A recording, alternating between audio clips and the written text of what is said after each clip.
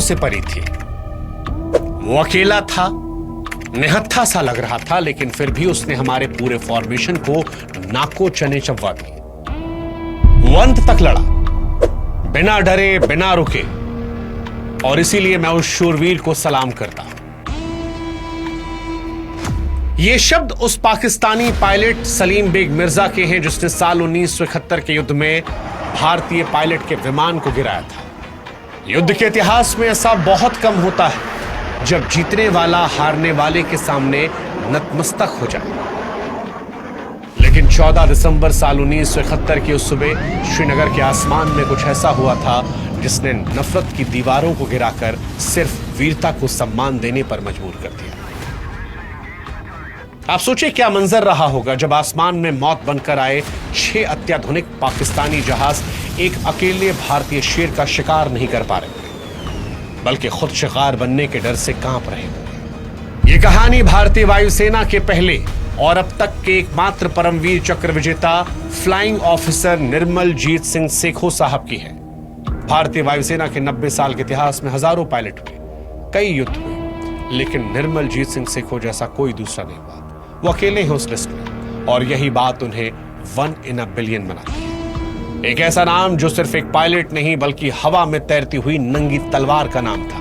यह कहानी इसलिए क्योंकि बॉर्डर 2 में दिलजीत दोसांझ इन्हीं का किरदार निभा रहे। फिल्म में क्या दिखाया जाएगा हम नहीं जानते, लेकिन आज उनकी पूरी सच्ची और असली कहानी हम आपको सुनाएंगे।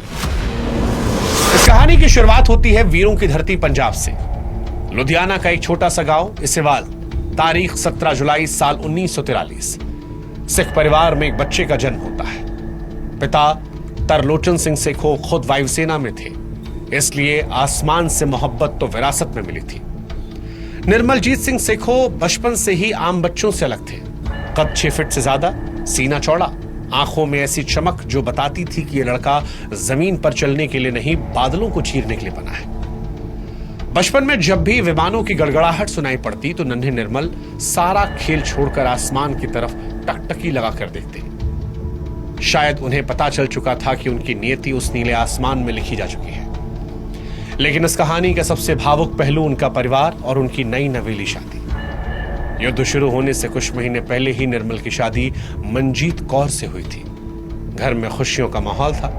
मंजीत कौर के हाथों की मेहंदी का रंग अभी फीका भी नहीं पड़ा था। घर की दीवारें अभी भी शादी के गीतों से गूंज रही थी। एक फौजी की जिंदगी में खुशियां अक्सर छोटी होती हैं क्योंकि फर्ज का बुलावा कभी भी आ सकता है, और वही हुआ। जब युद्ध का बुलावा आया तो एक नई नवेली दुल्हन की आंखों में आंसू थे और दिल में एक डर। जाते वक्त आंगन में खड़े होकर निर्मल ने अपनी पत्नी की आंखों में देखा और एक वादा किया, मैं वापस आऊंगा, तुम फिक्र मत करना। एक पायलट का असली घर आसमान होता है, लेकिन उसका दिल हमेशा अपने घर में होता है। किसको पता था कि वो 26 साल का नौजवान वादा तो निभाएगा, लेकिन एक अलग अंदाज में। वो लौटा, लेकिन पैरों पर चलकर नहीं, तिरंगे में लिपट कर। उस दिन उन्होंने अपने प्रेम से ऊपर अपने फर्ज को चुना। अपनी पत्नी के आंसुओं से ज्यादा भारत मां की हिफाजत को महत्व दिया। ये त्याग उन्हें बाकियों से अलग बनाता है, क्योंकि सरहद पर जाने वाला हर जवान सिर्फ अपनी जान दांव पर नहीं लगाता, वो अपने पीछे छूट गए पूरे परिवार के सपनों को भी दांव पर लगाता है। साल 1971 भारत और पाकिस्तान के बीच युद्ध अपने चरम पर था। बांग्लादेश में भारतीय सेना ढाका की तरफ बढ़ रही थी। पाकिस्तान हार रहा था। हार की बौखलाहट और शर्मिंदगी को छिपाने के लिए पाकिस्तान ने पश्चिमी मोर्चे पर, खासतौर पर कश्मीर पर, अपनी पूरी ताकत झोंक दी थी। उनका मकसद एक था, श्रीनगर एयरबेस को किसी भी कीमत पर तबाह करना। श्रीनगर एयरबेस कश्मीर की लाइफलाइन थी। अगर श्रीनगर का रनवे टूट जाता तो भारतीय सेना को कश्मीर में रसद और मदद पहुंचाना नामुमकिन हो जाता। कश्मीर का संपर्क बाकी भारत से टूट जाता। पाकिस्तान इस बात को बखूबी जानता था, इसीलिए अपने सबसे बेहतरीन विमानों और पायलटों को इस काम के लिए चुना। तारीख थी 14 दिसंबर साल 1971।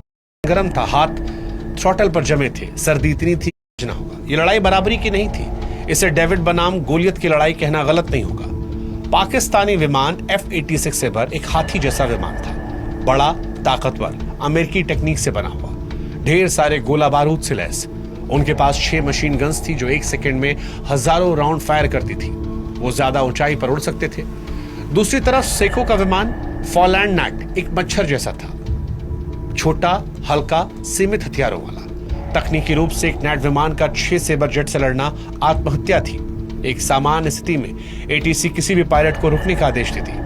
ऐसे वक्त में जब रनवे पर बम गिर रहे हों, हवा में दुश्मन के जहाज मंडरा रहे हों, टेक ऑफ करना सीधे मौत के मुंह में कूदना था। इसे विमान की भाषा में सिटिंग डक सिचुएशन के 6 खुखार सेबर जेट्स, नीचे अकेला भारतीय नेट विमान जिसे उड़ा रहा था एक 26 साल का शेर। अब लड़ाई 1 वर्सेस 6 की थी। तकनीकी रूप से एक पायलट को ऐसे समय में अपनी जान बचानी चाहिए, उसे बादलों में छिप जाना चाहिए या बेस की सुरक्षा में लौटना चाहिए। लेकिन सेखो तो लुधियाना के शेर थे, छिपना उनके खून में नहीं था। उन्होंने जो किया वो पाकिस्तानी पायलट्स के होश उड़ाने वाला था। भागने के बजाय सेखो ने अपने छोटे से नेट विमान को सीधा यूटर्न किया और दुश्मन के फॉर्मेशन के ठीक बीच में घुसा दिया। ये वैसा ही था जैसे भेड़ियों के झुंड पर एक अकेली चिड़िया हमला कर दे। लेकिन ये चिड़िया नहीं थी, ये एक उड़ती हुई गोली थी जो श्रीनगर के लोग जो डर के मारे छिपे थे, धमाकों की आवाज सुनकर छतों पर आए थे, वो आसमान में देख रहे थे, उनके लिए फिल्म से कम नहीं था। एक अकेला जहाज 6 दुश्मन जहाजों को नचा रहा था। सेखो का नेट विमान बहुत छोटा था, जिसका फायदा उठाते हुए वे हवा में ऐसे करतब दिखा रहे थे जो ग्रेविटी के नियमों को चुनौती दे रहे थे। कभी वो सीधा ऊपर जाते, कभी गोता लगाते, कभी बैरल रोल करते। नेट विमान को सेबर स्लियर कहा जाता था और उस दिन सेखो ने साबित कर दिया था कि क्यों। पाकिस्तानी पायलट सलीम बेग मिर्जा जो इस फॉर्मेशन को लीड कर रहे थे वो हैरान हो गए। उन्हें लगा कि ये एक आसान मिशन होगा, बम गिराओ वापस आओ, लेकिन अब उन्हें अपनी जान बचानी भारी पड़ रही थी।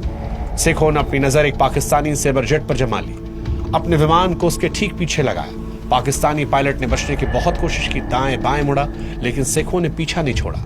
जैसे ही सेखो को लॉक मिला, अपनी 30 mm कैनन का ट्रिगर दबा दिया। आसमान में एक आग का गोला दिखा, एक पाकिस्तानी सेबर जेट धुआं छोड़ता हुआ नीचे पहाड़ियों की तरफ गिरा। स्कोर भारत 1 पाकिस्तान 0। लेकिन जश्न मनाने का वक्त नहीं था, अभी 5 और दुश्मन बाकी थे। अपने साथी को गिरता देख पाकिस्तानी पायलट्स बौखला गए। रेडियो पर चिल्लाया, उसे पकड़ो और मारो, गेट हिम। उन्होंने सेखो को चारों तरफ से घेर लिया। ये डेथ ट्रैप था। गोलियां सेखो के विमान के पास से सनसनाती हुई निकल रही थी, लेकिन सेखो का हौसला देखिए। फिर एक अविश्वसनीय टर्न लिया और दूसरे सेबर जेट के पीछे लग गए। पाकिस्तानी पायलटों को विश्वास नहीं हो रहा था कि अकेला आदमी ना तो भाग रहा है ना मर रहा है। सेखो ने दूसरे विमान पर सटीक निशाना लगाया।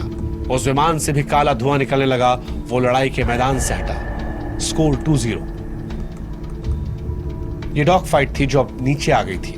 जहाज पेड़ों की ऊंचाई पर लड़ रहे थे। जमीन पर खड़े लोग साफ साफ देख रहे थे कैसे एक भारतीय शेर दुश्मन को खदेड़ रहा है। लड़ाई के सबसे गहन पलों में श्रीनगर एटीसी ने सेखो संपर्क किया। रडार पर दिख रहा था सेखो बुरी तरह घिरे।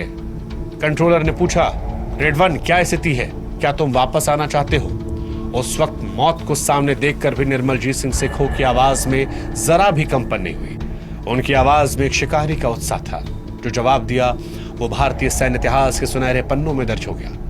कहा कि मुझे लगता है मैं एक और को मारने वाला हूं, मुझे मजा आ रहा है। सोचिए उस जिगर को, मौत सिर पर नाच रही थी और वो कह रहा है कि मजा आ रहा है। ये वो चढ़ती कला की भावना थी जो गुरु गोविंद सिंह जी ने सिखों को दी थी। 1.25 लाख से एक लड़ा।